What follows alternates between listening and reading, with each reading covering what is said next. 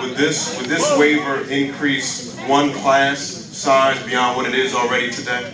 That's an excellent point, Mr. President. The standard that is before the schools would be that we should be in compliance with the law, which was the first chart, right? The 15, the 21, the 23, the 24, that is what we are supposed to be compliant with.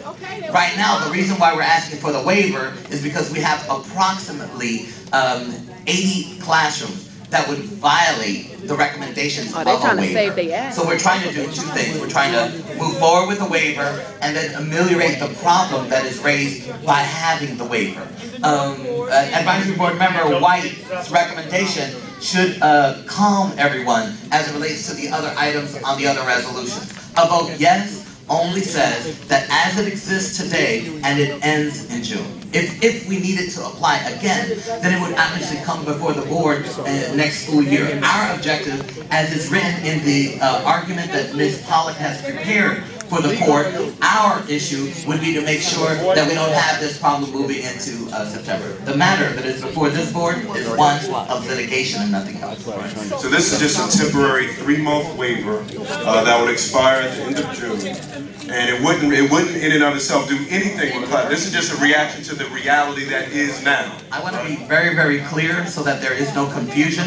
The resolution now, as a result of Advisory Board Member White's recommendation, is to end it in June. The original document did not indicate that. The original document was very, very open.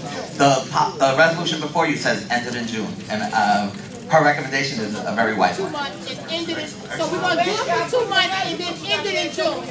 Okay, so we still have pending.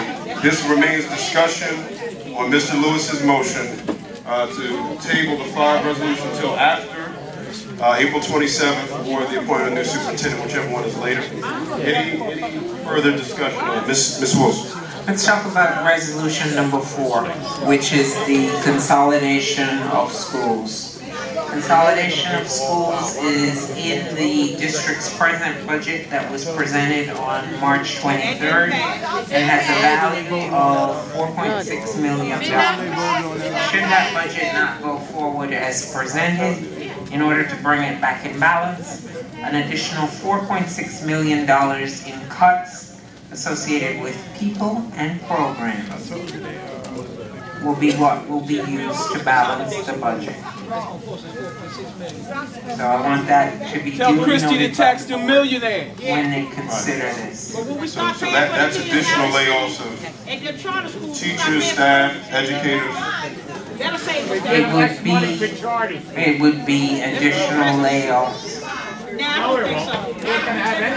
I'll do a thorough report. I don't think so. Any other questions about Mr. Lewis? I want everyone to be clear that I'm not just a complainer. We had a meeting yesterday and I came with solutions. And the solutions that I had was, 1, freeze all consulting contracts. Thank you. Hey, thank you. They don't want to do that because they can't get their kickback. The other solution I said was we spend $600,000 on garbage pickup. Why not ask the city to pick up our garbage and we pay them half of that to pick up our garbage? That was another solution that I said. Go ahead, Marcus. That's right, Marcus. Another solution that I told them was to take out all the vending machines and give them back. There's no need for a vending machine in our schools, and we don't have the money to operate them. Vending machines are a privilege. That's for extra spending if you have money. And when you tight with money, you know not to buy certain things. Somebody getting some money up there.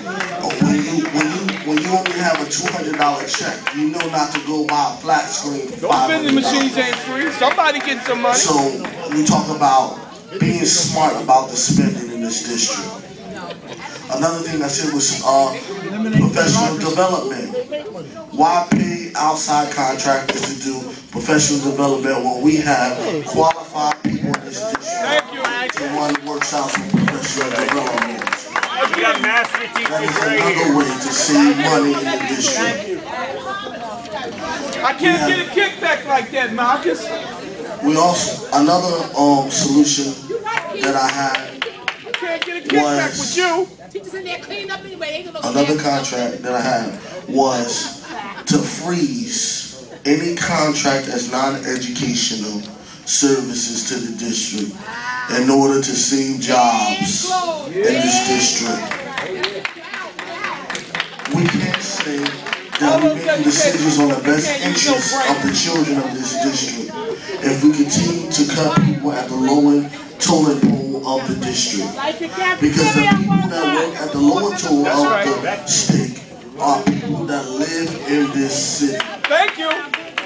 They don't get on I-1 and 9, they don't get on 78, get on 22. They live in this community. Thank you. And the money that they get in their checks circulate in this community. So we have to do less cutting in the schools and more cuttings at 2 Cedar Street. That's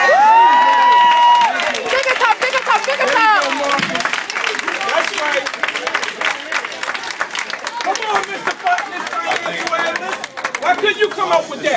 It's also important to know, just so everyone is clear about. You couldn't come up with. Just so everyone is clear about what would potentially be tabled until you get paid to do that after the appointment of the superintendent or April 27th, whichever one is later.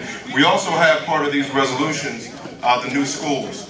And included in those new schools is something called the early college high school, which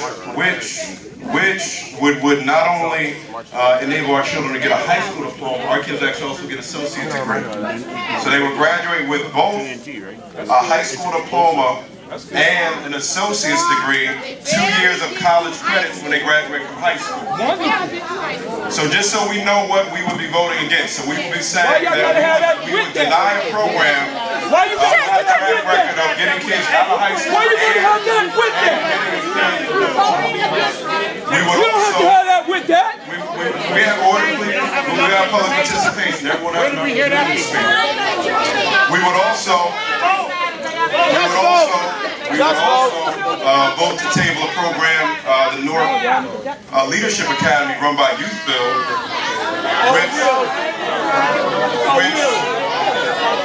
which has an 80, which brings kids back into the district who dropped out. So these are kids who dropped out of the district. That's bad. Would bring kids back, has an 80% graduation rate, sends many of its kids to college. So these are dropouts. Let's be clear what we're talking about. These are kids not in our system right now. These are kids on the street, right? They're not within the schools. We want that. They're not in our schools right now. Well, I want to know we would need to know what we're doing. We want because that. It's very easy we to don't give a want the other speech and we can get excited. Let's be clear about what we're doing. So this is what we're doing. These are kids on the street right now. Our babies on the street. Right? We would be saying keep them on the street and deny a program that will bring the kids back into the district, get them back into school, get them a diploma, get them on the right path. So let's make sure we know what we're talking about. In addition, we have similar programs from the Green Technology Magnet Program that would be in partnership with Big Picture Learning that we talked about a couple weeks ago. In addition, we'd have a school on civic engagement. And in addition, we'd have another program run by the Project Best Learning Program that also has a track record. So we need to be clear. These are opportunities for parents. These are opportunities for parents and children. If no one wants to go, they don't have to. So what we would be saying is we're going to decide for the parents. We don't even want to give anybody a choice. If no one wants to go to the program, they don't have to. So just so when we vote, I just want us to know what we're voting for. Let's be clear about what's in this package. Right? Let's be very clear about what's in this package. You shouldn't have that. So as the board members think about their vote, I just want people to know that. You don't have to have that with that. Any last questions before we call this? Ms. Wilson. I'd like to speak to some of the issues Mr. Lewis raised.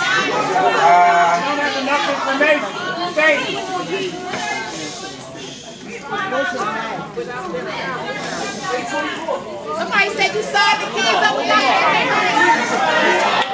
Order. Can we have order? They signed those kids up without those parents. So Ms. Wilson can respond, please. Please.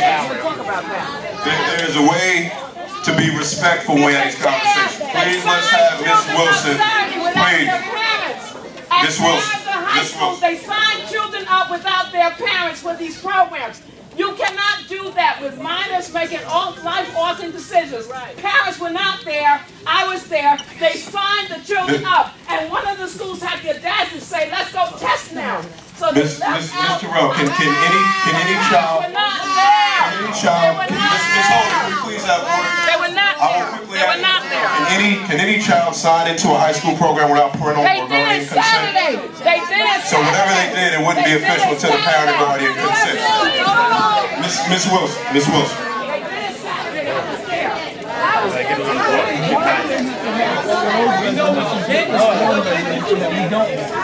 Why they gotta have it like that? Why they have the meeting here? You got it all. Part of the fix. Please have order. I never thought you would be like that. In response to some of Mr. Lewis's suggestions, and we did have a spirited conversation yesterday with regards to garbage pickup, I think my answer to you was that should the city be interested in bidding on a contract to provide garbage pickup to the district, we'd be more than happy to entertain that. Consulting contracts On the rest of the stuff. Consulting contracts, I brought out the fact that over the last 3 years we have reduced consulting contracts and continue to do so.